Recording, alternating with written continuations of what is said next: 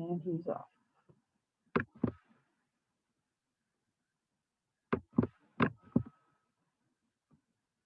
You're the co-host, so you should be able to share the screen and let people in. I just got to run to the store real quick. All right, can you enable the waiting room so this way I don't miss? No, anybody? unfortunately I can't. No, it's like now a feature where it's like locked. I mean, I'm sorry, no you have to have the waiting room. All right, no problem.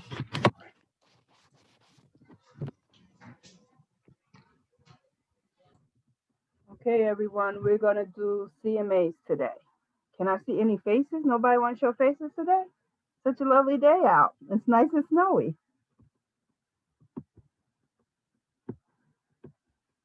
So who know how to do a CMA? Do anybody know how to do a CMA, or do I assume everybody is new and don't? Okay, here we go. I'm going to share my screen. And we always start off with going to our tax records of the property that we're going to be working on. So in this case, we will go to the MLS, and we're using the Hudson MLS. Pretty much we're working in Hudson County. And we always start off with the tax record. I'm gonna try to do 3 CMAs for you today because they're doing relatively quick. So if you don't have a lot of questions, I'll be able to move through them. If you have any questions, just stop me. Tell me, explain that again, and I'll go over that part. But today I want to do a condo. So I'm gonna do 117 Corbin in Journal Square so that you can see how we do it by square footage. I'm gonna do a 1 family because it's totally different from a 2 family. And I'm gonna do a 2 family. This way you get all 3 scenarios on how to do a CMA because that's pretty much our market. Condos, 1 family, and 2 families. If you need 3 or 4, then we can have a side conversation, do a side Zoom on any particular one that you may have that doesn't fit that category. I don't know why that popped up. All right, so we're gonna go to our MLS. Since it just went down, I gotta pull it back up.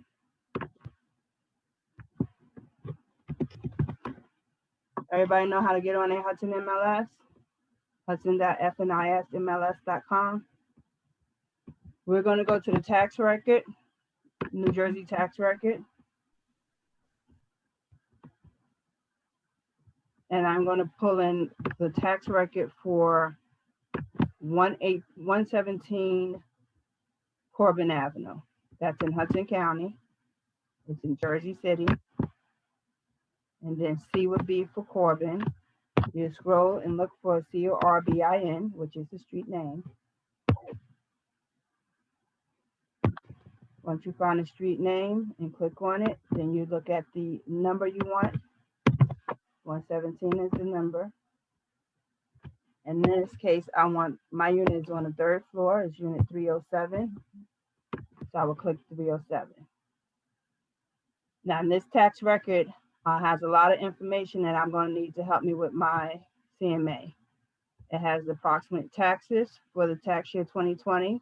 It has the square footage, which is very important. Now, this square footage is approximately. So we should put in our remarks when you put in on the MLS, this is the approximate square footage, because if we're off, we don't want to be liable for stating the wrong square footage. Most of the time, it doesn't have the year that the building was built, but this one does, 1923. The property owner's information, the land size. In a condo, really, we don't care about the land size. In a single family, 2 family is more important. This building description tells us how to read the taxes. So in this case, it's 4 stories, it's a brick, it's 29 units, and it's a condo. For a single family, you have a different description. For a 2 family, for each property, you have a different description.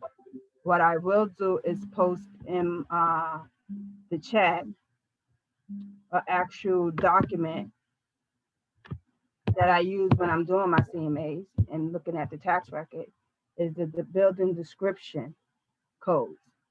So you see how we have BT basement, B for brick, BC brick and concrete, C for commercial. This will help you read how to read the actual tax record. Up top, we have a feature and remodeling report. Now this one is dated back 2014, so it's kind of old, but it does give you an idea on how to price something if you have a basement, if you don't have a basement, if you have a patio, if you don't have it, a deck, something else feature, if it's one extra bathroom versus one that don't have. This give you a roundabout how much you can add to that CMA to get the right price point that you need that maybe the other property don't have. So I use these two and I'll upload that in the chat afterwards as well.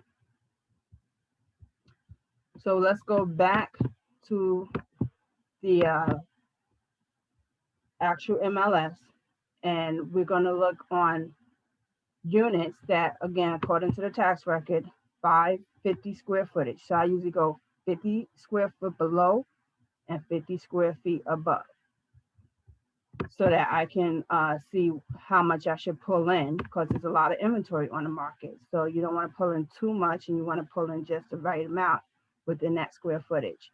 In this case, I'm going to search by condo, co-op. So if I was doing one family, two family, this case, we're doing the condo first. I'll put in a condo. Now, if you're doing keeping up with the hot sheet, if you're going to open houses, if you're seeing what's going on in the market, you know around about a one bedroom condo, how much that's going to be. You know a one bedroom downtown is going to be totally different than a one bedroom in Journal Square as opposed to a one bedroom in Greenville or Bergen Lafayette. So it's important that you get to know your inventory by looking at the daily hot sheets from the Paragon and going and visiting other properties, open houses. I know we practicing social distances with the pandemic we're in, but you have to start to get to know your inventory somehow. In this case, I'm going to assume that it's somewhere between no more than 250 to one bedroom. So I want everything to come up under 250. My area again is going to be Jersey City, and it's going to be Journal Square because Corbin is in Journal Square. The status that I want to check is I want to see what's active on the market, not rentals. I want to see what's sold, and I want to see what's under contract. What is things going for that's going under contract? I'm going to save that search. Now you see up here, there's no way I can look through 2,227 items to see what I need to do. So I'm only going to ask for closing dates in the last 6 months. So I only want to go back 6 months. And in some markets, because the market is turning so quick, and prices are going up month to month, especially with the bidding wars and everything we have, sometimes you may only want to do 3 to 4 months. But appraisers are generally going to do 6 months back. So that brings that over 2,000 down to 77. And that's going to be up to the current day, which is today. Now remember, it's a one bedroom. And those details you will get from your seller. When you're asking different questions from the seller, you're going to ask them how many bedrooms, what's the square footage, even though you're going to verify that square footage against the tax records, which is always approximately. You're going to ask them if they did any renovations. Do it have amenities such as laundry room, bike storage, exercise room, all those extra things that the condo building may have, always at extra value from one building versus another building. So in this case, we only want one bedroom. So you see how that brought it down to 58 units. So that's a little bit more reasonable. Now remember, some units could be a one bedroom, could be 12,000 square feet. But remember, our tax records is only 550. So I'm going to go 500 below, and I'm going to go 50 below and 50 above. So that means I'm going 500 to 600 square feet. And you see it dropped it down to 15 items for me. So now I can look through 15 items relatively quick to see exactly what I should be listing the property for. And then as far as the type, I only want condos. I don't want co-ops. I don't want the townhomes. I just want condos. So 15 items under 250 in Journal Square that are active, under contract, or sold in the last 6 months that are one bedrooms between 500 and 600 square feet. The computer is going to do the rest. I'm going to hit search, and I'm put them in order. Now I'm going to go through them. I want to pick up 118 Corbin. I want to pick up Romaine. That's in the area. Now Belvedere is all the way on the other side by Communicore. So I don't want to pick up Belvedere because that's all the way on the other side. Harrison Avenue is kind of in the middle.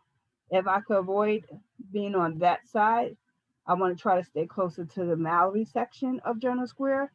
So I'm not going to pick up Harrison or Highland.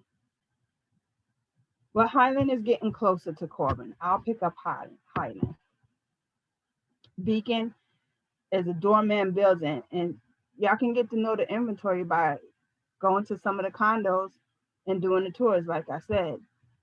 This way you know that Beacon is a full-fledged amenity building, doorman service. It's no comparison to a small 29 unit condo building, no comparison.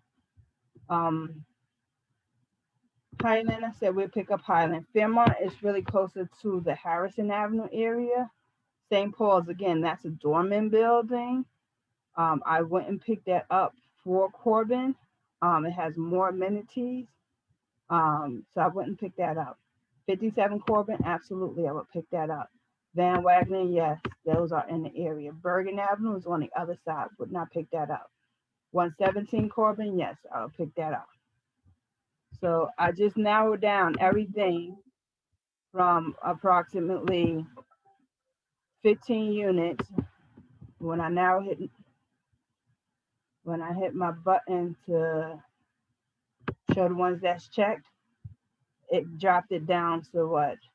8 units, 3 active, 1, 2, 3, 4 sold, and 1 under contract. So now this is what we're going to now analyze to see, is this in comparison to the unit that I'm going to be pricing? Now, sometimes you may not see the building or the unit. You might have to ask the landlord for some pictures. You might have to go find a previous listing to see if there's any pictures that maybe it was previous listed with someone. And then again, knowing those questions when you ask the landlord, is it renovated? What type of appliances did you put in it? Is it stainless steel? Is it white? Getting those different things, when you go to do your search now to look at it, you have an idea if this unit is comparable to your unit so that you would select it. I'm just going to move you out of the way a little bit. So that's Highland. I will keep that one. Romaine, it's a basement unit. Generally, a basement unit does not go well. So it does not comp well with other units that are above ground level. So not necessarily that I would keep this one. But I will bring out the fact that to the owner that this is a basement unit and you should hold a little more value. So I'll keep it for comparison just to show them that it should hold a little more value than their unit should hold a little more value than a basement unit. But it might throw my comps off. 118 Corbin, directly across the street from this, it's 533 square foot, so it's a little bit less than my square footage. But it's 179. And it's right in the neighborhood. So yes, I would use that as a comp. 135 Van Wagner, again in the neighborhood. It sold for 210. It just closed November 6th. It's 510 square feet. Remember, we're 550, so we're a little bit larger. So if they went for 210, perhaps we can get a little bit more. Let's look at their pictures. See the inside of their pictures if there's any comparison. Looks pretty decent, right? Kitchen look about the same. Cabinetry look a little on the older side. Formica is not granite. Countertops. But overall, it's a decent unit. And that one also went for 210. 510 square feet. Then you have 135 Van Wagner. This one went for 235. Look at this. 6 days on the market, 510 square feet. It's on a 4th floor, which means it's a walk-up. A lot of times a walk-up goes a little bit less than one that's on the 1st, 2nd, or 3rd floor. Now, if it was an elevator, it generally would go a little bit more. However, you do get more light on the top floor, so people will pay for better lighting. And I guess the views from this floor and all the brightness also help. The kitchen is nice and clean. Backsplash done. So this was totally renovated. So I could see why it went very quick. 6 days, 235. Didn't even bargain for a lower price. So I would use that. And then 57 Corbin, 199. It was listed at 159. So this is down the street.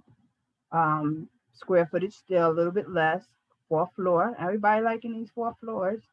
This one went 40,000 over the list price. I don't even know why they priced it that low, because this area is not that low. And again, when we're looking at the pictures, we see that the unit is very well maintained. The floors are nice. It's painted. The kitchen is nice. That was the original kitchen I actually sold this years ago. They didn't make no changes. Don't even look like they changed the appliances. So yes, we would use that as one of our comps. Now the next one is on Garrison. There's no pictures. 2 days on the market. 160,000. It's in the area. We have no pictures to compare. Sometimes we have to look into the remarks to see perhaps it was a short sale or something. Don't understand why this one went so low, but it got 160 and it went under contract in 2 days. Now this is the actual unit that we're comparing it out. So this is 117 Corbin. So you can see the kitchen is nice. Bathroom is nice. Flooring is nice. The room sizes are good. Everything about the unit doesn't look too bad. And we priced it at 197. Again, 550 square feet. So when we look through these and we decide that we're going to keep all these, the easiest way to do it is let the computer do all the work for you. Up here you have CMA. Actually, I don't want that way. The way I generally do it is I go to print plus. I remove the default from the MLS. I scroll down and you see there's customer summary, the CMA summary. That's the one I select, add that, and then I hit the print button and I let the computer do the work. So up top, you'll see the high, the low, the average, and the medium. LP is the list price. So the highest list price was $235. The lowest was $159, and the average is $197,625. And then SP, which is the most important, this is what the appraiser care about. So this is where we want to be, is the sale price. On the high, again, $235, the low $160, the average $201, and the medium is $204. So when you're guiding the seller, this is your black and white. This is what you send them to let them know, okay, according to the market, those that are active on the market are ranging from a low of 159 to a high of 235 with the average of 195. And I generally put this in a paragraph when I send the CMA with the letter explanation. I break it down. And then you look at here and you can see where the averages are on. You have to calculate the average on the sold. If you program your computer, it might do it for you. But on average, the average square foot of these ones that sold is 517 square feet. Now we go back and we pull all the data from up top because it's there for us. we look at the average sold and we get our per square footage. If someone can do the average square foot of 517 divided by the 201 and give me an amount, that will help me. But I'll do it at the same time.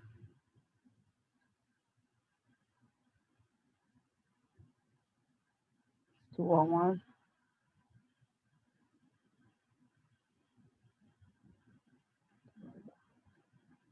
So 201, which is that average, which is the sale price, divided by the average of square foot, gives me 388.78 per square foot. Now remember, did anybody remember what we said, what the square footage would be for this unit from the tax records? It was 550. So we took 388.780 times the 550 square feet. What are we looking at? Karen? Yes. I have a question. So 517 divided by, where do you get the 201? Yes. So if you take the 201, the 201,000 average, and you divide it by the average there of the 517, you're going to get $388.78 per square foot. And then you're going to take that per square foot and times it by your unit square footage. And that's the estimated amount that you should get in comps. So that would be 213,829. So when you're doing your analysis to your seller, you say, Mrs. Seller, on average, we're looking at a list price of a low 159 and a high of 235 with an average price point of 195,625 on the list side. And then if we look at our sales comps, we're looking at a low of 160, a high of 235 with an average of 201. Now, when we take that 201 and divide it by the average square foot of those units that have sold, we're looking at an average price point of 388.78 per square foot, Mrs. Seller. If we take your unit, which on the tax records is 550 approximately, we're looking at $213,829 that your unit should go for if we're using the comps here. Keep in mind, a buyer is only willing to pay. Our offer is only going to be what a buyer is willing to pay. So it's not necessarily that we're going to get $213,829 because remember, we're in a range of 160 to 235. So if we get anywhere within that price point, we should seriously consider that offer or making a counter. Everybody understood that? So that's how you will present your details of the CMA to your seller. Questions? So you give them a range and then how would that go? Like after the range, and then do you recommend this price? So you recommend a list price within a range. Don't give them an exact price. Gotcha. I would say your list price should be somewhere around 195, but no more than 235. But how do you add an amenity there? Huh? How do you add an amenity? Let's see if this the other condos doesn't have a washer and dryer, and this one has a washer and dryer inside the apartment. How do you add that? If you had that inside the apartment, let's go back to the document that I had pulled up. Not that one. And see if they have on this one. Sorry, it's upside down. Condition, bathroom renovations, remodel, basement, HVAC, patio special, double glazed windows, energy efficient fireplaces.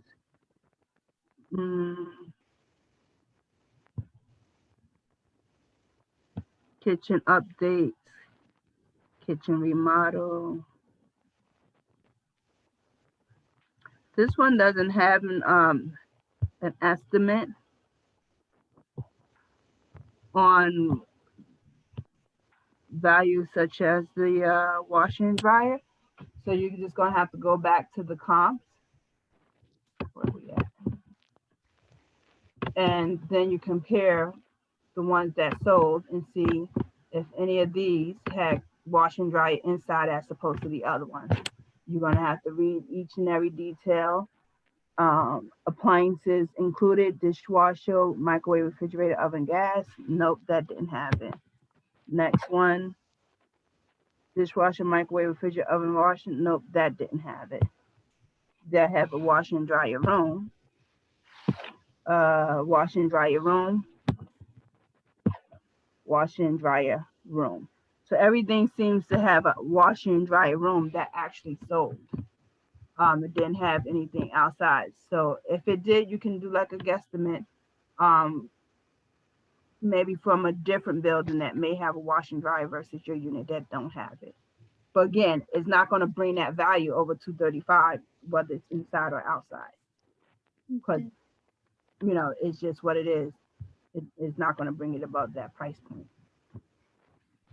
So after you present your details to your seller, it's up to your seller to decide what price point really that they want to list at. You're just using the CMA as the recommendation of where they should list at. Again, just giving them that range. Let me remove that. I'm gonna just bring it back up.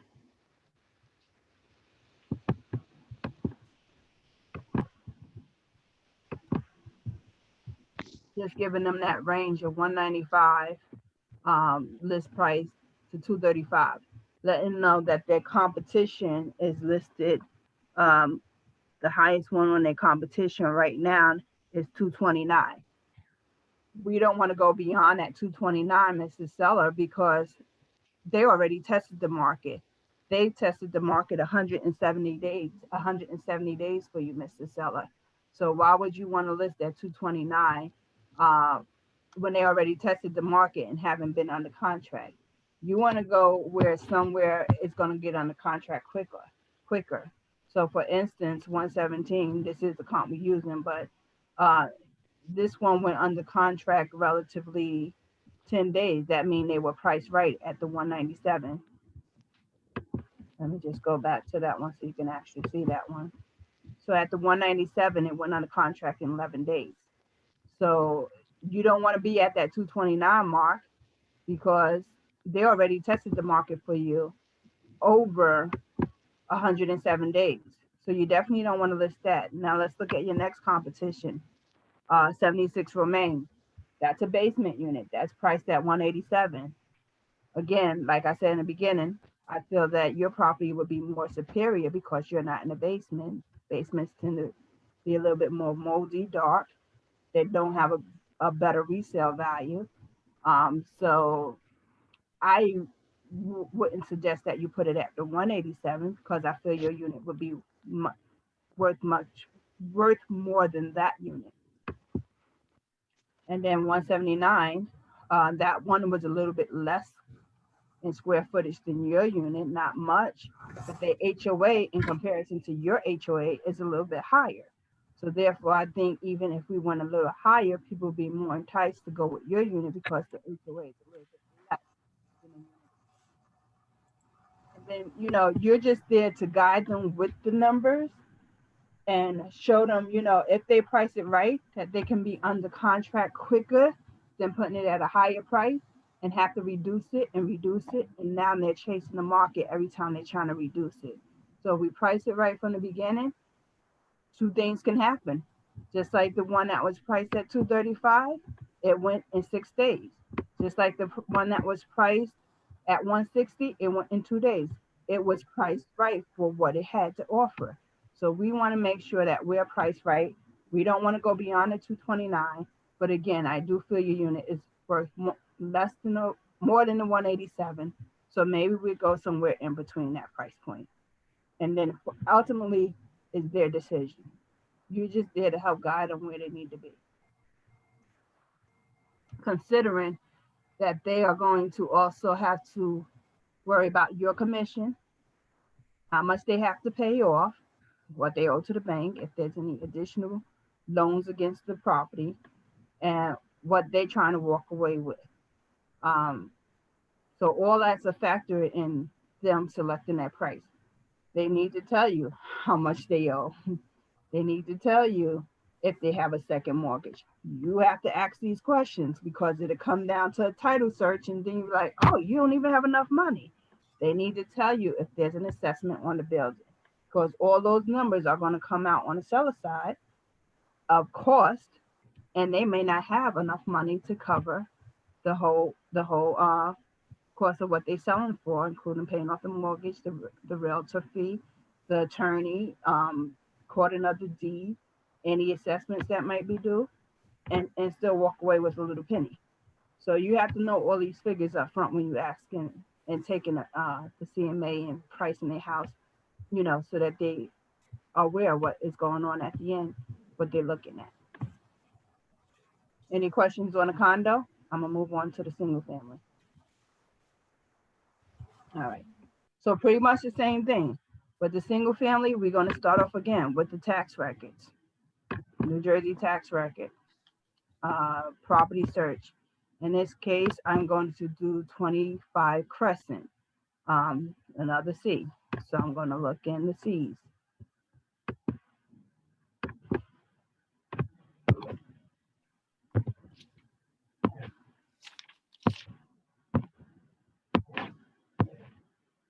There's Crescent Avenue. The number is 25.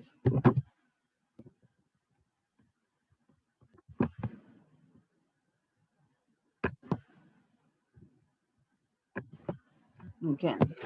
So the property description, what I need, lot in the block, the property address, land is 14.33 by 71.39, so it's a little bit short. Average house size in Jersey City, average lot size, not house size, lot size in Jersey City is generally 25 by 100. Description, 2-story brick. BT was what? Brick with the basement. Detached 1 unit and it has heating system. Again, you don't remember, let's just go back to the formula. BT was the basement. So Where did you find this forms? So I'll put this in our chat, but I've had these forms probably one from 2014, but this one I've had my whole real estate career, probably 18 years. One of my managers gave it to me and I've just always carried it, you know, in my documents. So I don't know where to find this actual building description code from. So you can just inherit mine and carry it with you for the rest of your real estate. Could you please? So again, it was a brick, a basement, BT brick, D for dwelling, U for unit, and it was 1 unit. Let's go back to our tax record. 2-story brick with the basement, brick, detached, 1 unit, and it has a heating system. Taxes, $48.36. Now, if you do have listings, remember our tax records generally get updated at the end of November. So always go back every year and update your tax record. If you had 2019, update them to the 2020. This one actually gives the side square footage. Generally with single family, 2-family, we don't have square footage, but this in case it does have the square footage. Gives me the property owner. Look at, they paid $10,000 for this house back in 1985. Doesn't mean that they still have $10,000 on it. They could have took a home equity line of credit. They could have a second mortgage on it. That's just how much they had when they first bought it. This was a unit that I had back in 2011. So that goes to show you that you got to constantly follow up. So I follow up with them over the years. She's moved to Alabama. She got remarried. Her children stay in the house. One daughter left and went to Newark. Son stayed in the house. So now After all these years, she's ready to sell. She's not coming back to Jersey City. The son is finally buying him a house, and she's ready to go ahead and sign the papers. So I actually signed the papers this week, Tuesday. It went on the market. So how did I price that one out? We pretty much start the same thing. We do a search. This case, we know it's a one family. The tax record's done said that. We're looking for the status of what's active, what's sold, and what's pending. I took away what's rentals because it's not a rental, and we took away temporary off the market because I don't want anything that's not on the market. Doesn't matter. Price point, it's a brick. So it's Bergen Lafayette. It's not renovated. So those are some factors that I would take in mind. I've listed some things in Bergen Lafayette that's a brick. So I have an idea. A single family should be about $595. That's renovated. This one is not renovated. So I'm not going to go to $595. Already in my head, I'm thinking where I'm going to price this property at. Just based off the one I had, I know they bought it for $3 and change. They did a real quick sale because they knew each other. So what would an average house in this area go for? 4 years, I sold 23 for 400. So I know I can go above 400 because 4 years, the market should have appreciated from 2016 to 2020. So in my head, I went to about 500,000. And now the computer is going to tell me, exactly what it would be. Now this one had 5 bedrooms. So it's, 2 small, 1, 2, 3 big. I'm going to take anywhere from 3 to 5. I'm doing 3 to 5 because a lot of times those little 2 rooms get combined into 1 room. So I don't want to miss something that might be there, because people combine the rooms. This one have 1.5 bathrooms. So I'm going to put up to 2 because I want to see everything that is coming up that at least have 1.5. And if I just put 1 and 1, I'm missing out that other half a bathroom. Closing date, again, I only want to go back 6 months.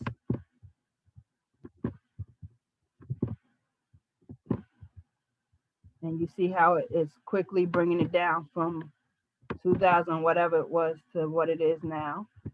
Now in the area, this area is a little bit tricky because it's right on the peninsula of Journal Square, because Communiport is the breaking point for Journal Square to Bergen Lafayette, but then it's still on a cluster of border of Greenville, but it's really Bergen Lafayette.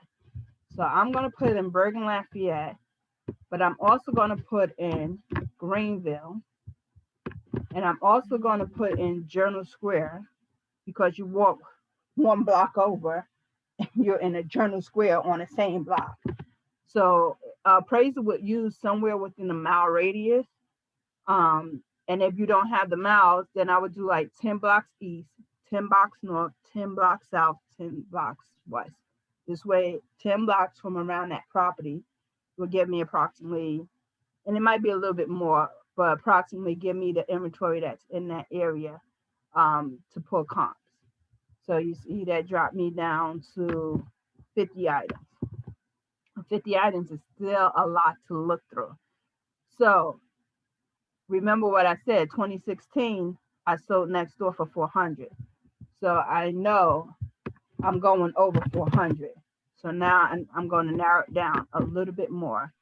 I can look through 16 things to see what is similar in the area that I can comp this with. So we'll begin our search. And again, this MLS don't let us search just brownstones. So I'm looking for a particular type of house that's, going to be a brownstone. Remember, we said 14 by 71. This is a little larger, and it's not attached on both sides. So I'm not going to use that as a comp. I'm going to take Forest because it is attached, even though it's not a brownstone. They didn't mark the square footage of what this is, but I'm going to just take that as one of my cons. Now I'm going to look through it because I will have to discount my property possibly because this is renovated and mine is not. I wouldn't take Linden.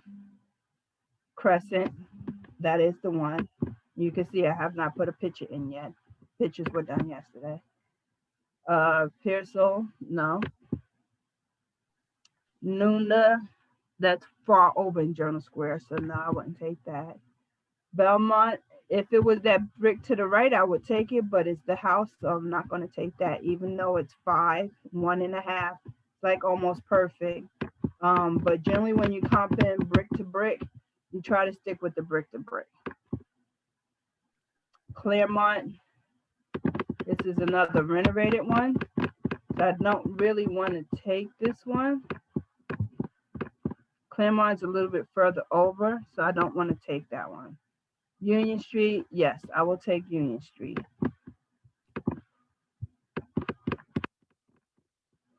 Looks like it's been renovated, but not, I would say C grade renovations. I want to say A grade renovations. I would take Astor. It's really 1, 2.5 blocks over.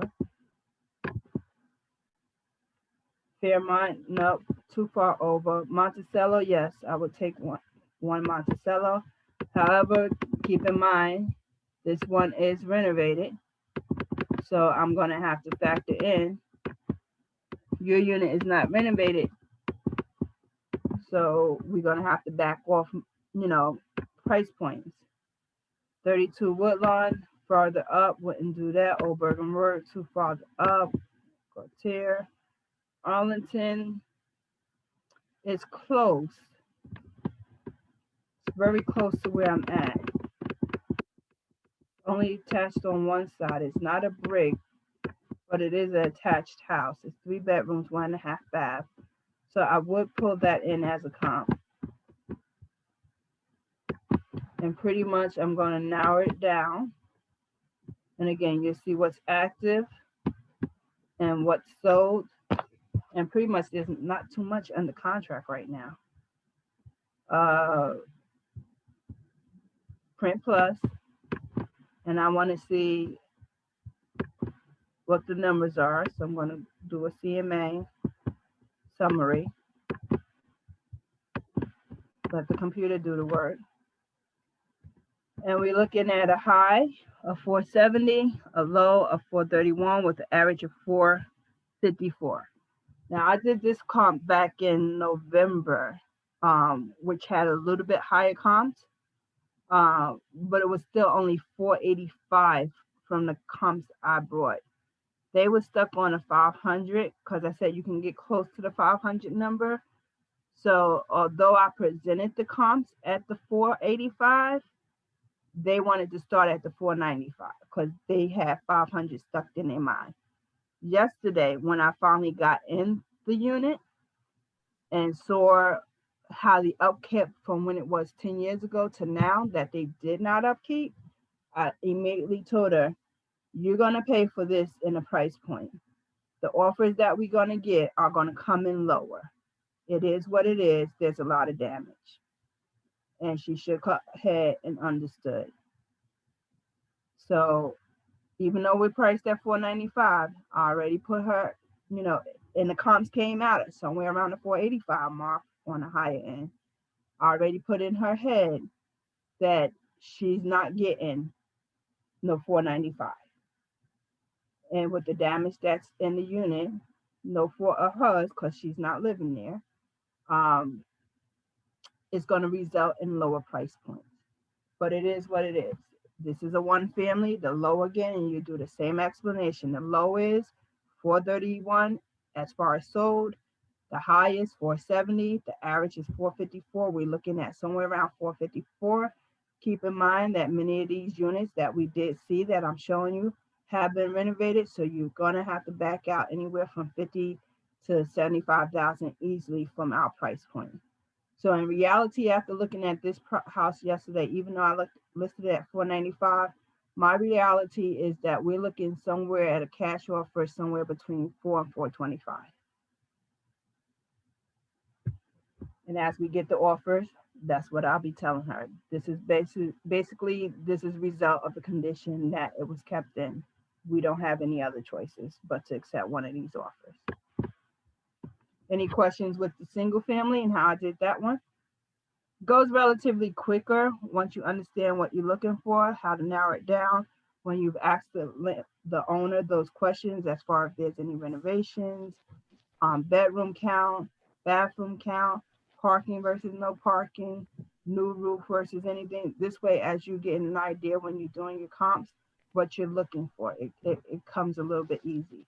Sunday, I was able to do 3 comps in Newark, probably within 45 minutes, because you know what you're looking for. But So I'm going to do the 2 family next, if that's okay with everybody. Or in do this, it. excuse me, in this case, you have the price range because you know the area and you saw properties. So if this is the first time that you're doing, you never saw anything, how would you get those price range that you get from 400 to 500?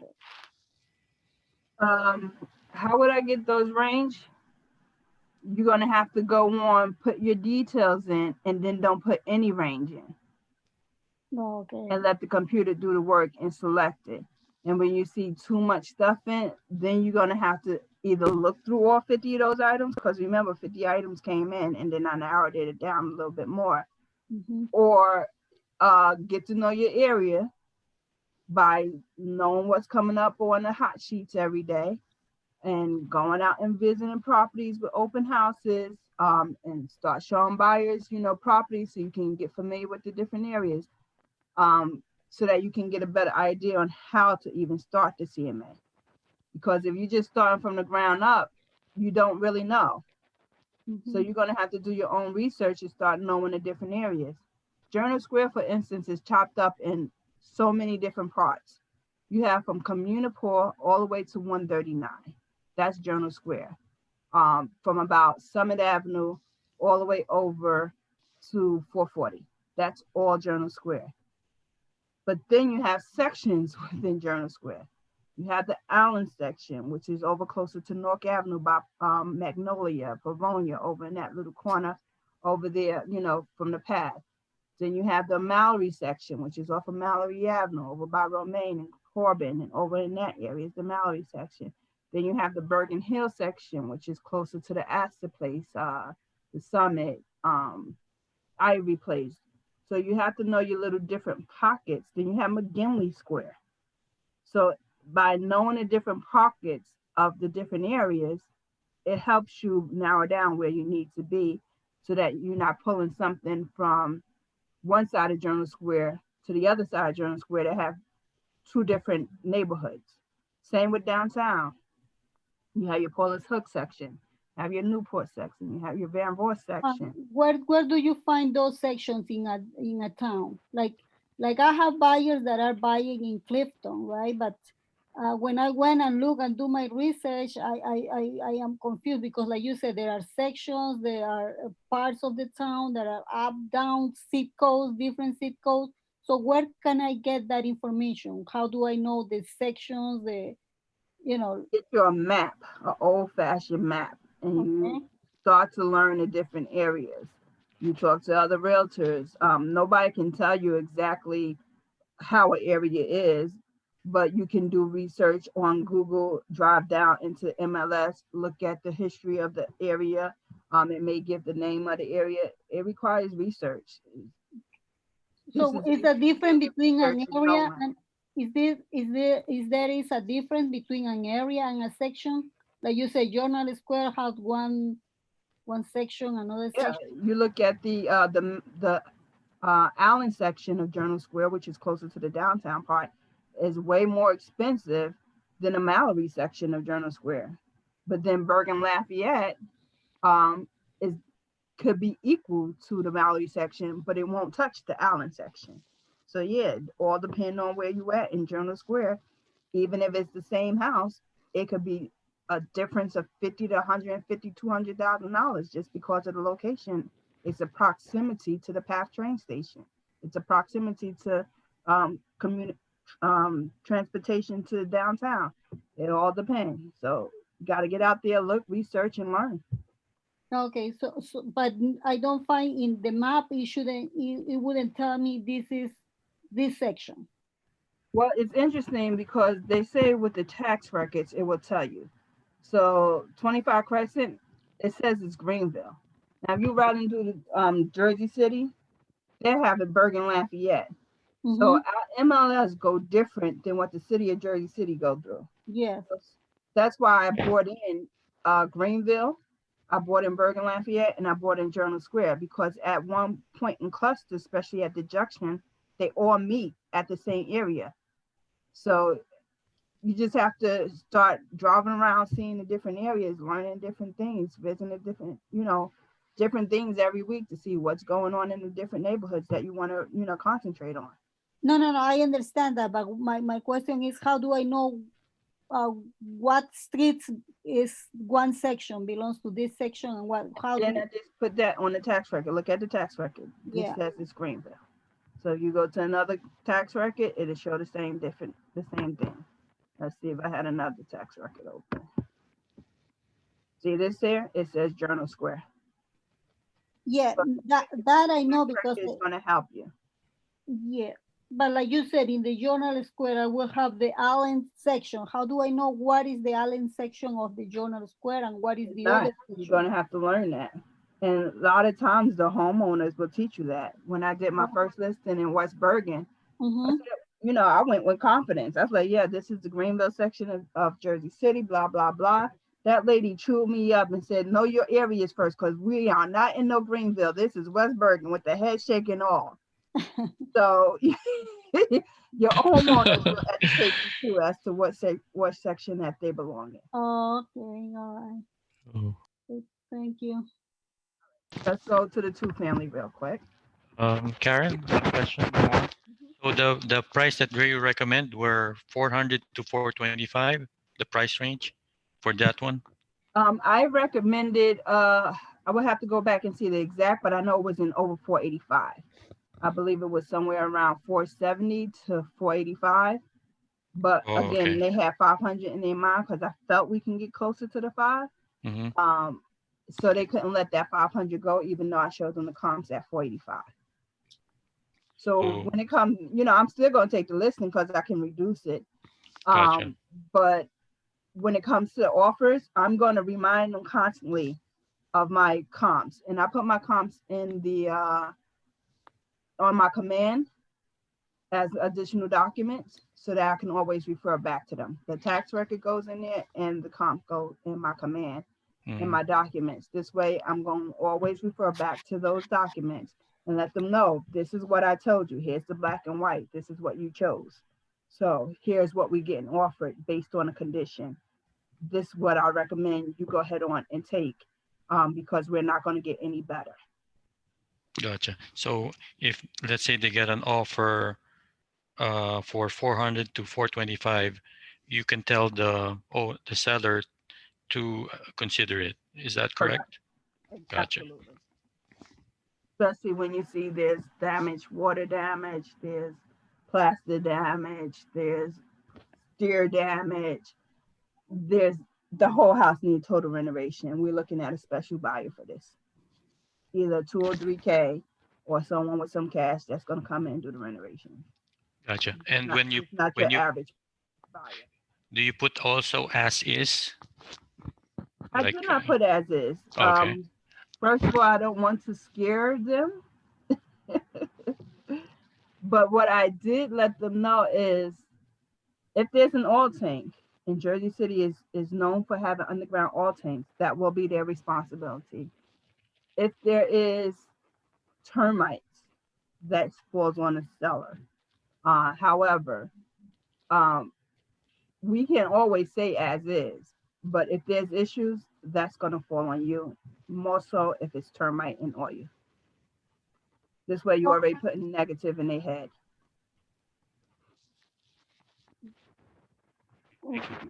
All right, I'm gonna move on to the 2-family. So again, we start with the tax record. In this case, I'm gonna do 118 Seaview.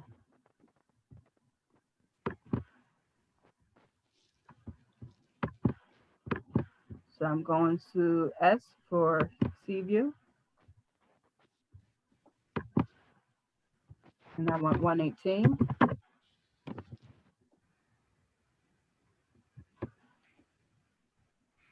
And again, this is a 28.50 by 100. So remember, the average light in Jersey City is 25. So this is a little wider, which is nice.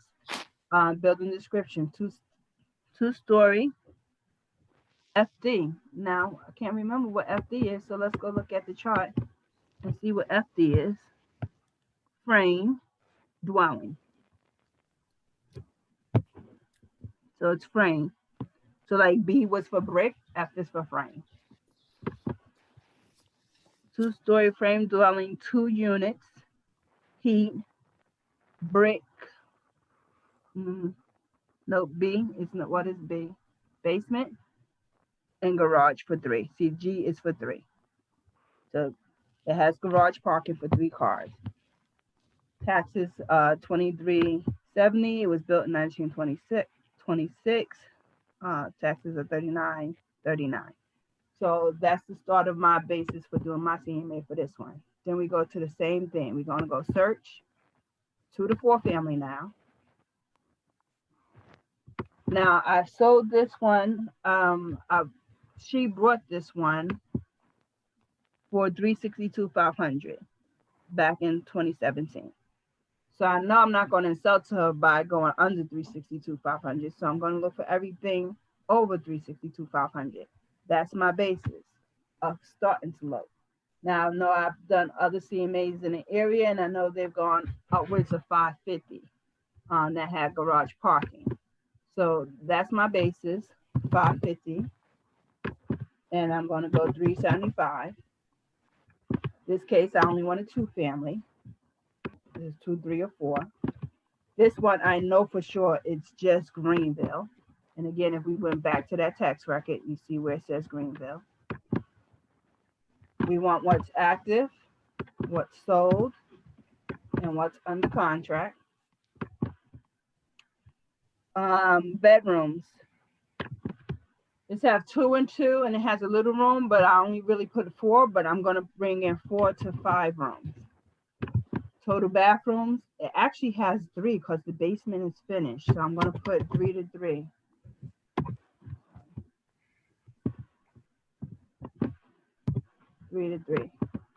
Close date, I only want what's going on in the last 6 months. And that drops me down to 8 things that I'm going to look through. Put them in order, starting with my actives. Ocean Avenue. It's close to it because I'm on Seaview. So even though it's not the same style of house, because every house is unique, I'm going to take it. Decent. Doesn't have parking. Next one is Cater. Cater is very close to Seaview. It's probably approximately within 10 blocks of Seaview. 435 active is a 2, 1, and 2. In this case, mine would be flipped over because the one would be in the basement, lower level, as opposed to being on the first floor. But number count looks about the same. Forest is too far down for me, so I wouldn't pull that one in. Seaview, that is the one that we're doing. I'll pull that one in so you can just see. Old Bergen Road is right around the corner. This one went for $375.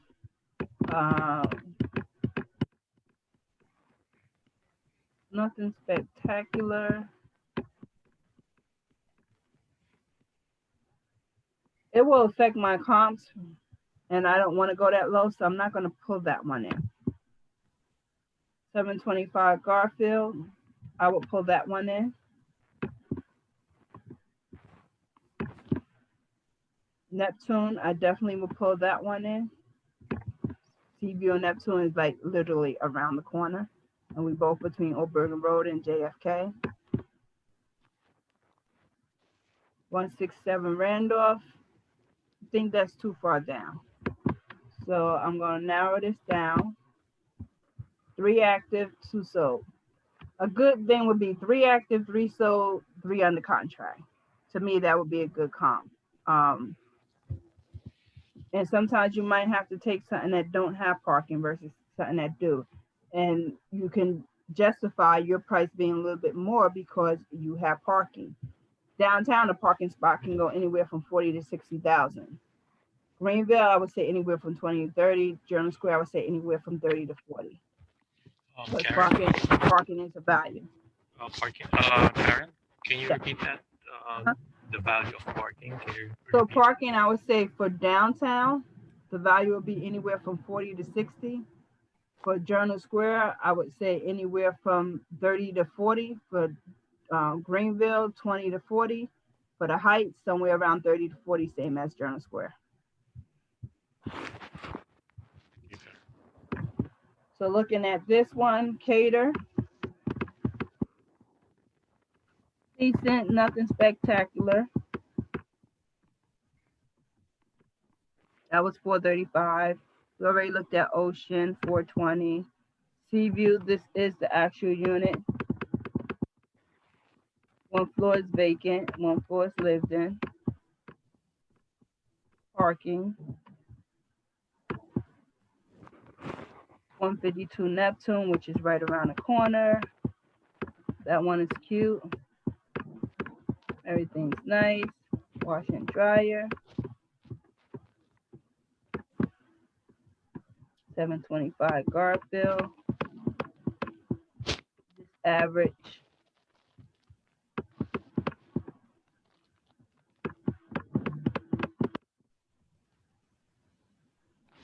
So now when I let the computer do the work for me,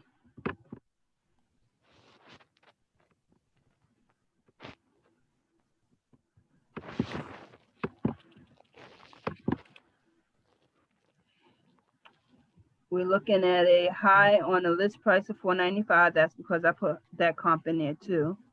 A low of 420 with an average of 455. And then again, on the sale price, 489, low 480. Now that was my range to her. Her logic was, I feel mine is better than theirs. And pretty much Neptune she was comparing it to. I'm not going to argue with a seller if they feel theirs is better, especially when it's only a difference of $5,000. Now, if it was a difference of 50,000, I'll go through a nitpick. Like Neptune had a wash and dry in the unit. You don't even have wash and dry in the basement for the tenants. So for $5,000, I'm not going to nitpick with a seller about their price point that they want to put. My job is to present them with the black and white numbers. I presented her with the black and white numbers. When we get offers, if they come within the black and white numbers, I have my case. This is what the CMAs put out. This is what I told you. This is what the buyers are offering. This is what it is. However, she wanted to go a little higher. I'm going to go a little bit higher because I can't reduce a listing that I don't have. So I'd rather take the listing and reduce it later, or bring the offer in based on what the CMA, because, you know, another agent for a buyer, when they ask to do a CMA for the area, they're going to have to do a CMA, and these are the numbers. So the numbers don't change much. So when we come with the offers, I'm going to go back and use this same CMA against the seller to accept any offer that come in lower than her 495 that she wants. Any questions with the 2-family? What happened when they have like, sometimes they have like basement, and I know that you cannot have a full bath on the basement, but they build it anyway. And then how you going to do when You know, when The they, basement and the bathroom doesn't really matter. You know what really matters within the basement? A full kitchen with a stove, yeah. and preferably a gas stove. So you will get knocked down on your appraisal if you have a stove in a basement. Some appraisers won't knock it, most appraisers will, but what most of the time have to happen, you have to disconnect that stove or and remove it and put something else in its place so Mhm. that the appraiser don't feel that you're using the basement as an extra unit. Her unit has always remained vacant since she bought it in the basement. But when you do have those basements that have kitchens, that have a full gas stove, you should have a plumber come in, disconnect the gas line, remove it for the appraiser, and then when the appraiser leave, put it back. That's what most people do. Because like I said, I have some people in Clifton, and even my cousin, he had a house, and the town came and he built a bathroom, full bathroom. They say he cannot get a full bathroom, just half, and no. Well, Uh, different towns is different. That is yeah. true. So then, Jersey City really don't care. and how do you? So in this area in Hudson County, because I found a lady, she wanted to sell her house. It was a two-family house. It has a basement and also has an attic, and the attic has like a kitchen. And she said she has permit from the state, but not from the town. How can that be?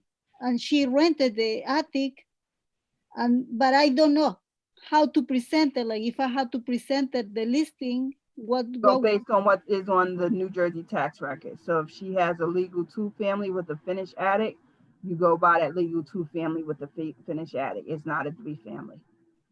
So okay. whatever that tax record read, like we did here, and it Mm-hmm. says one unit, and this says 2 units, 2U. Mm-hmm. If she got 3 units, but it only say 2U, you only listing it as a 2U. And if she ever asks you to rent that attic, you say no because that's illegal apartment. No, And that but goes for anybody. If anybody wants to rent an attic or a basement and it's not a legal two family, you cannot rent an attic or a basement. Whatever is the actual unit under 2 units, that's what gets rented. she says she has a permit from the state. That a few years ago the state was giving permits to for the attic, and she said, but the town did not. What's that, Jersey City or another town? No, North Bergen. I'm not even commenting on North Bergen. I don't even know. You would have to see with the town code with North Bergen. When you go to different towns, they have different rules and strategies. But will this add value? I mean, like if you present It may add a little value, but it's not going to add much value. Again, if you go back to that chart here, a basement,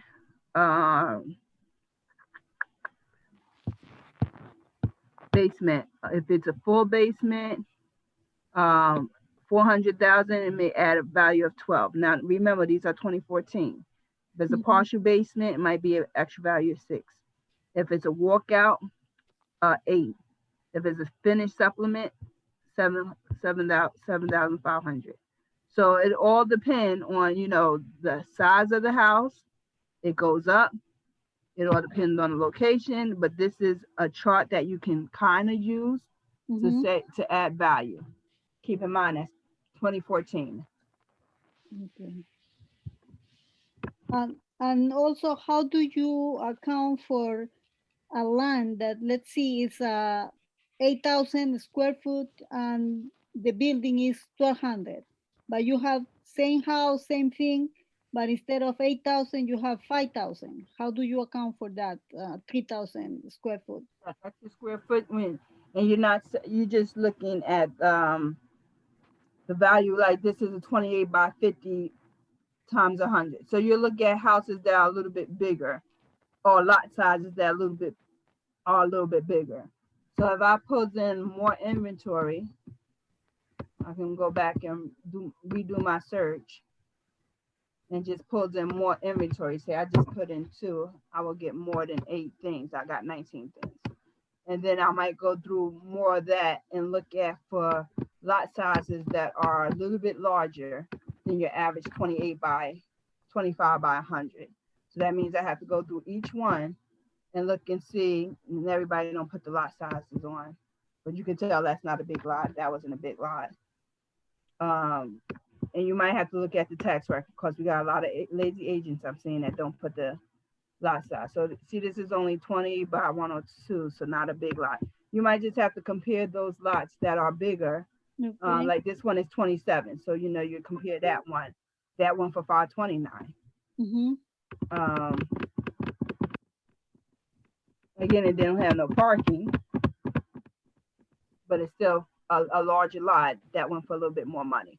So if I use that comp 7 days ago, I did this probably 10 days ago, so 7 days ago, that comp probably wouldn't have came up, but I would have used Princeton for that one.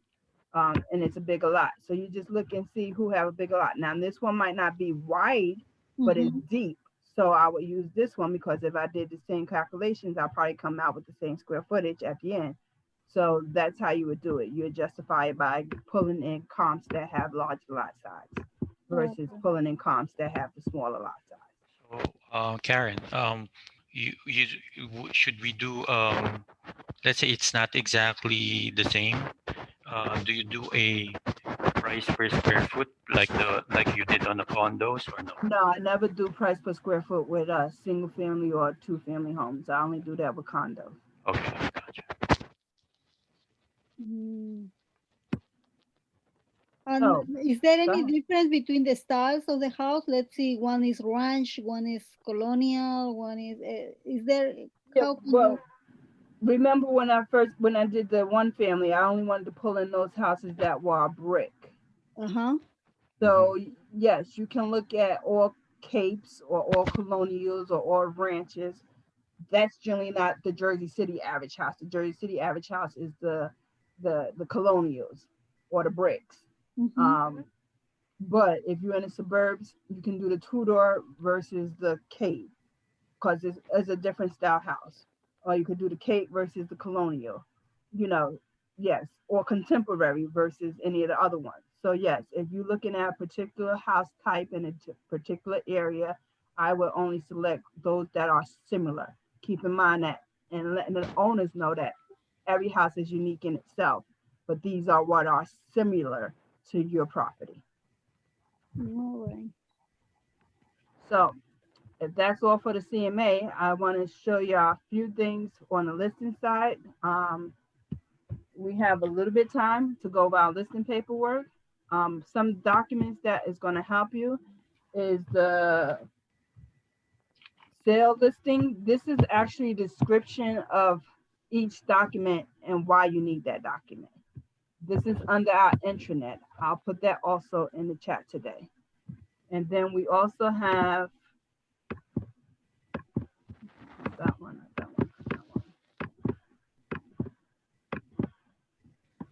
gotta pull that one back up. That's the how-to. And this is the one that will show you what you actually need when you're doing your listing. The documents you would need, the consumer information statement, your listing agreement, everything you would need if you're doing the listing documents for the sale versus if you're doing the listing documents for rent. And then also the purchase documents that you would need for if you're writing up a contract for a buyer versus the documents that you would need if you're doing it for rental. So I'll put that in the chat today. And I'll have John Carlos send these both out. But let's go and actually look in our command and go over the listing paperwork.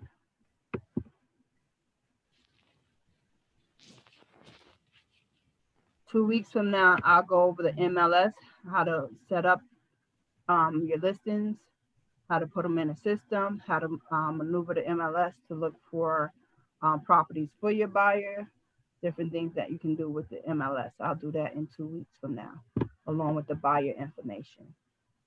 Going to my opportunities. I'm going to active. And let's go and do C view. That's the last one we just did.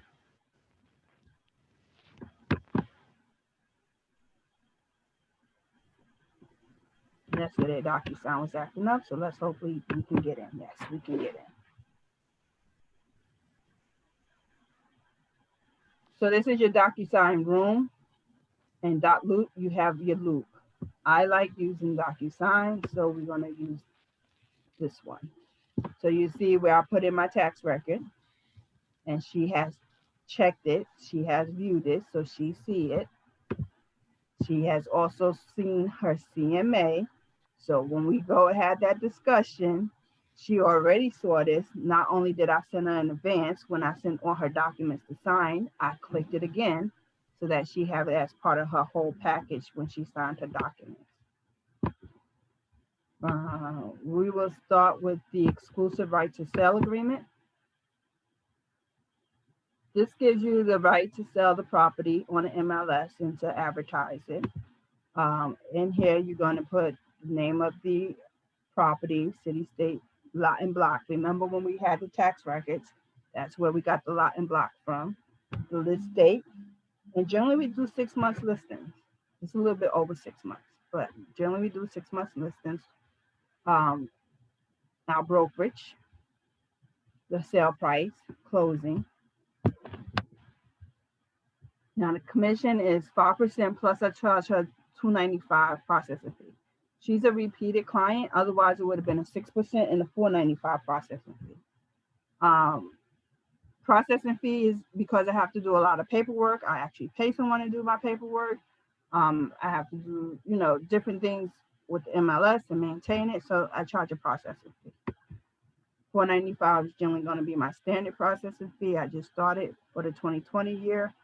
5% commission.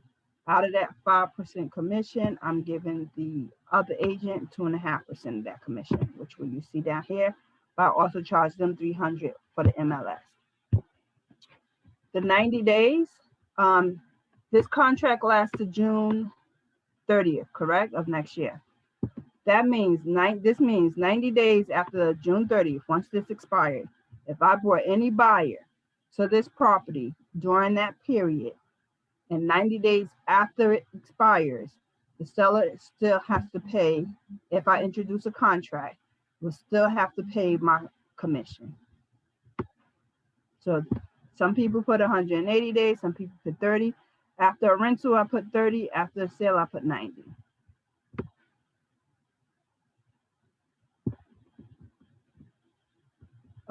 My name, Keller Williams. Again, I'm a seller's agent and disclosed dual agent if the opportunity arises. The seller signs. That's all her information. I sign my information. And again, the 2.5% minus the 300. This is your exclusive right to sell that you're listing on the MLS under Keller Williams. Your next document is your property description. Again, it's pretty much details about the property. You get your lot and block from the tax records. Listing office, our listing office is all the same for us, 1653. Your salesperson ID is different based on your login. So mine's is 3046. Very important. You see compensation to SA. SA is not you a sales agent or a seller's agent. This used to be a sub agent. Everybody used to work for the seller at one point in time. It's always going to be 0. This is BA, it's a buyer agent. This is TB, a transaction broker. We have to pay both a BA and a TB the same amount. I can't pay a buyer agent 2.5% and then turn around and pay a transaction only broker 2%. If you do that, the MLS will fine you and I can't get you out of it. So make sure you put 2.5 and 2.5 minus the 3 or 275 or whatever you're charging. They both have to be the same. This is always 0. Your lead paint form in the house built before 1978 has lead, so that's going to be yes.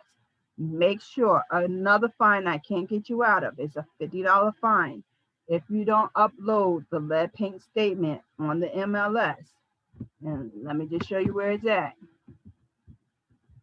You would go to listing, maintain your listing.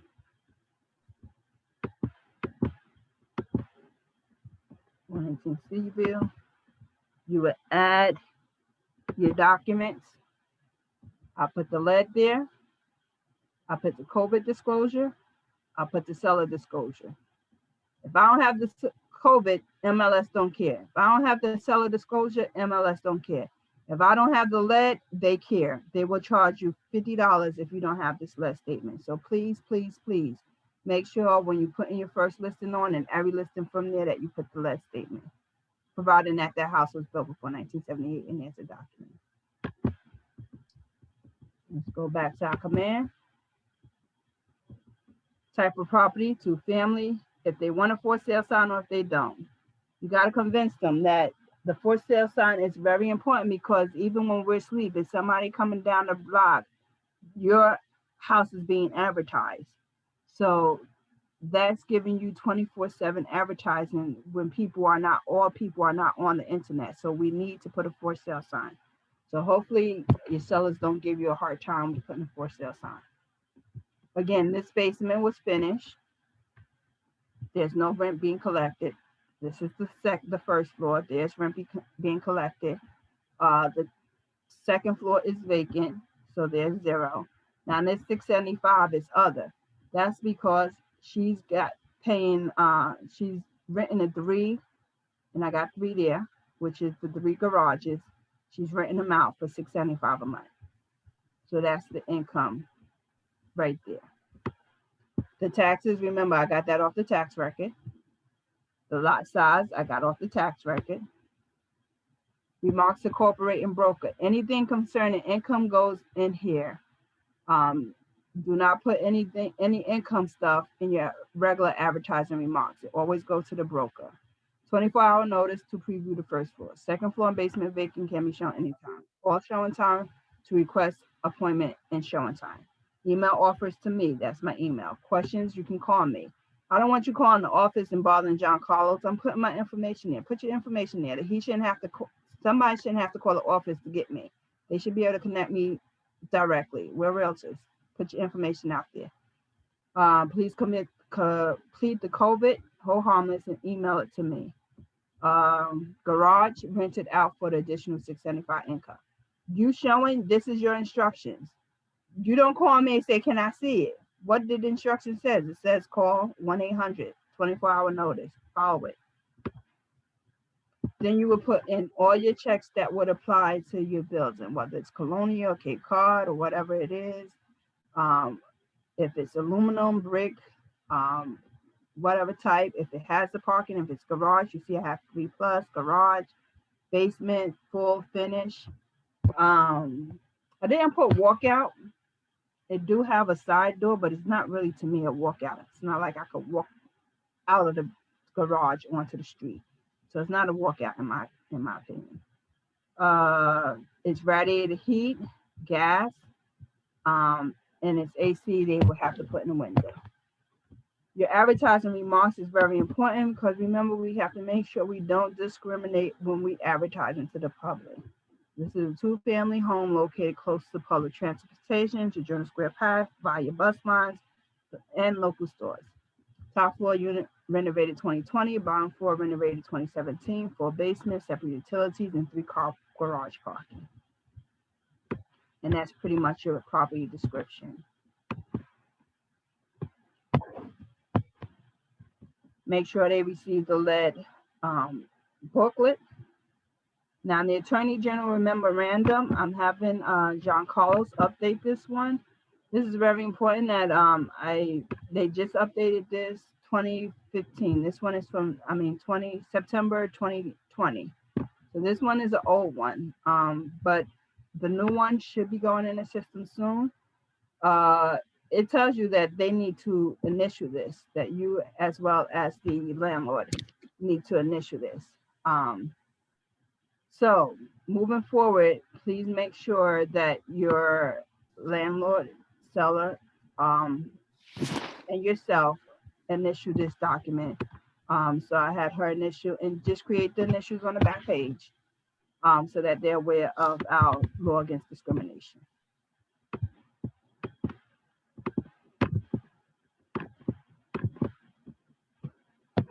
Next document is the consumer information statement. They need to know what capacity you're working for them as. This case, we're seller's agent, opportunity rise, disclosed dual agent. The small certificate I put in my my room, but I don't necessarily send it out until we get a contract and get to that point.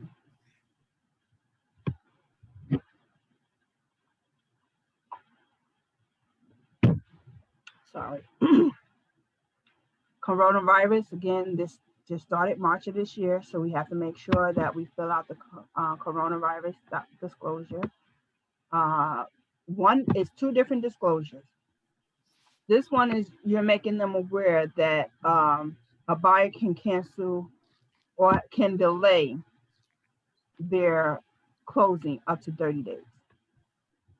And then number two, if for some reason they can't close, they can get out the contract due to COVID. So you're just letting them know this up front so it doesn't come up as a surprise later on. Informed consent to dual agency. They got to give you permission to work for them. 18 years in my history working with sellers, I've never had a seller to this year say, no, I don't want you working for the buyer at all. I don't want you representing the buyer, just me and my mother. So that means any leads that came in, I really couldn't service. I had to refer them because I signed that I, Karen, would not be a disclosed dual agent. But I can't stop you from doing a job just because you're under Keller Williams from bringing a buyer. So I agree that Karen Sims personally will not be a disclosed dual agent. Now, normally I never have a problem with that, but it may come up. So if they insist that they don't want to work with the agent that represent both sides, they're not going to sign it, or you're going to have to adjust this to read that you will only represent them. And this way, take the lead and then refer it to one of your counterparties and get the referral fee. They won't know that. Next document, seller's disclosure, property description. Seller's property description. I sent this to her. Normally, I don't ask my sellers to sign a property disclosure because it's not mandatory in the state of New Jersey.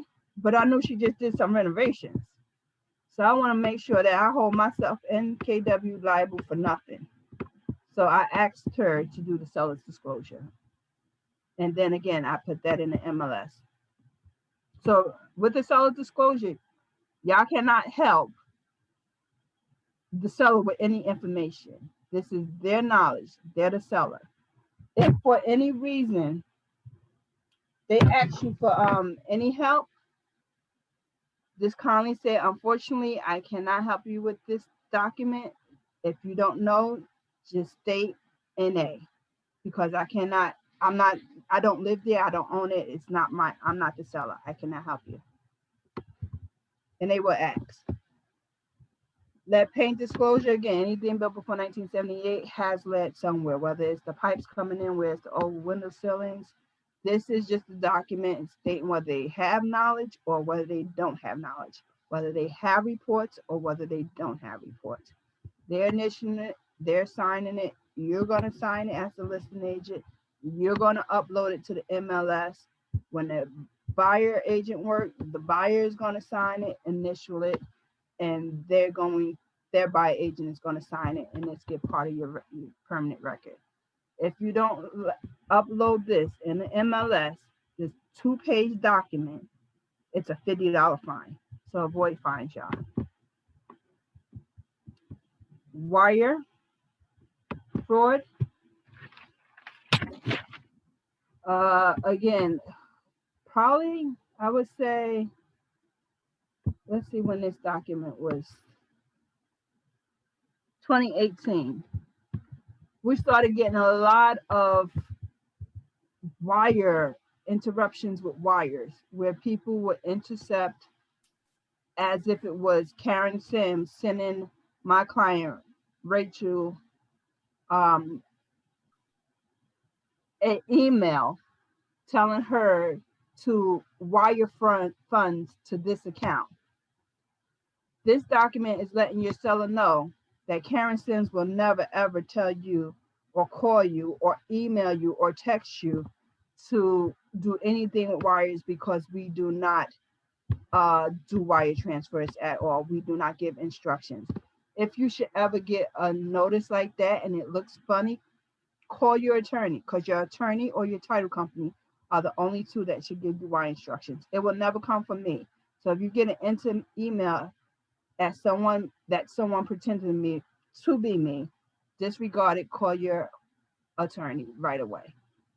There's a lot of fraud going on, so we have to educate our sellers and our buyers about the importance of never receiving anything from us personally, and if they do, it's probably a fraud, and for them to call their attorney before they wire any money. So guys, if you're not reading these documents, please read these documents. Very important, because So once that money goes, it's hard to retrieve it back. So that document, it has to be signed by the seller if you represent the seller, and by the buyer if you represent the buyer.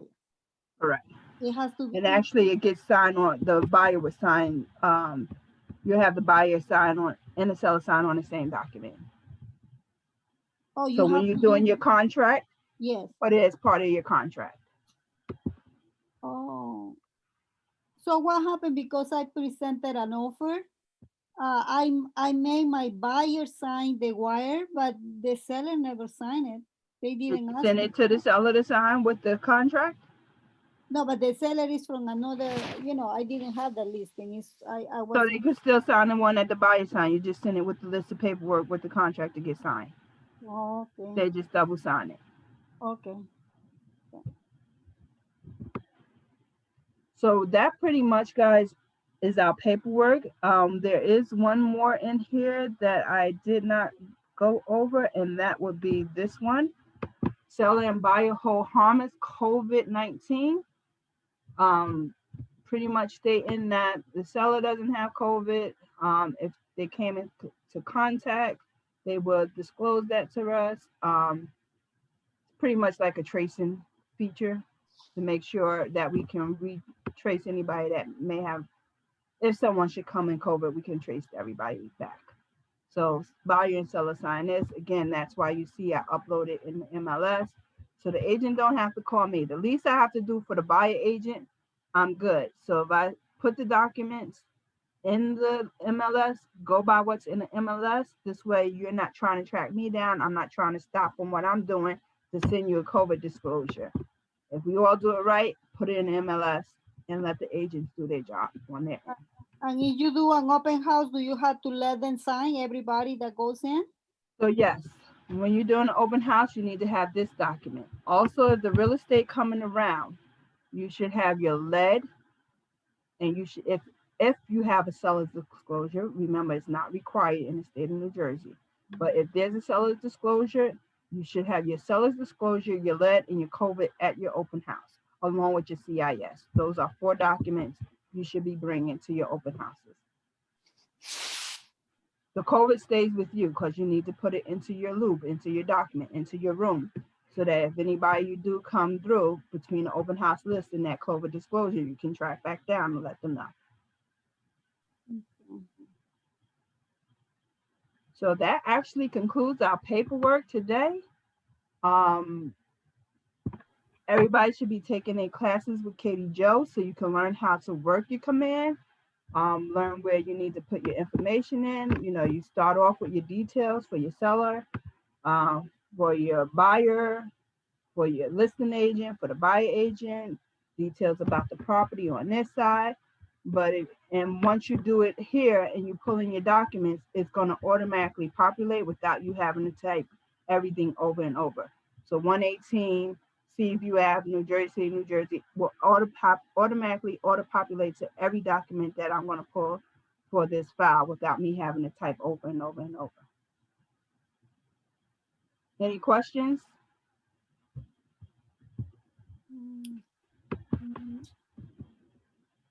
I'm going to stop share. I will put those documents in our chat.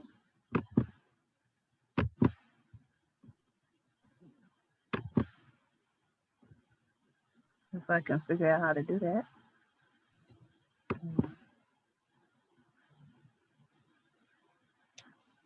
All right, let me see. I might not be able to figure out how to. Oh, hey, man. Save chat. No one chat. Post. Well, I'll get John Carlos to send it. Oh, wait a minute. Maybe it's there.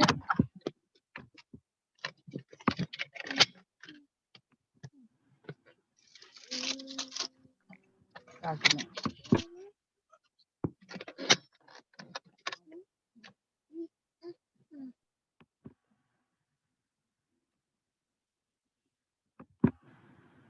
I just want what I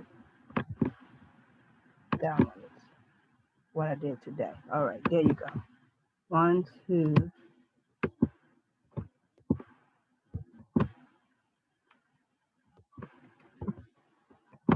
I guess I'm gonna have to do one at a time. That's one of them. Computer. That's 2 of them. We work together, we get it done. And that's 3 of them. Okay. So that's every document in there. If you hit your file save, it will be saved onto your desktop. Save the chat. It'll all go on your desktop. John Carlos was nice enough to upload the YouTube so that if you want to copy that link, you'll be able to see over and over the listing. And this one was recorded as well, so it will go up on our YouTube account as well. There's no more questions. We are at our time. Well, we're a little bit before our time. Let me, just before you go, Karen, hey guys, yeah, so like Karen mentioned, we've amassed all the broker of record classes on one YouTube playlist. You can go follow us on YouTube and subscribe. I'm gonna put the name of the account on the chat. It should be KW City Life JC. It's gonna have a broker of record playlist and then a KW JC classes playlist. So as the weeks go by, the more classes that we have that offer value to you guys, we're gonna throw them on there. And at any time that you guys need it for a valuable resource in case you forget, whatever, or you want to just touch base or take more notes on what Karen covered today, you guys can go back to that. And if for some reason it's not working, I put the links on the chat. The first one is the broker record playlist, so that should take you directly to the playlist. But if for any reason you're not reaching it, I just try to keep it closed out because we don't want to share this information to the public. We don't want Weichert looking at our videos. We don't want Hoboken looking at our videos. So if you ever have issues, it's because it's unlisted. So it's closed out to the public, but everybody who has the link has access to these videos. And if you ever need it again, shoot me an email, KW Jersey City. Hey, John Carlos, can you please send me the YouTube playlist link one more time? And I can do that, all right? All right, thank you. Everybody have a good day. See y'all 2 weeks from now. We'll be doing. Karen. Yes. Thank you. Can I ask you something?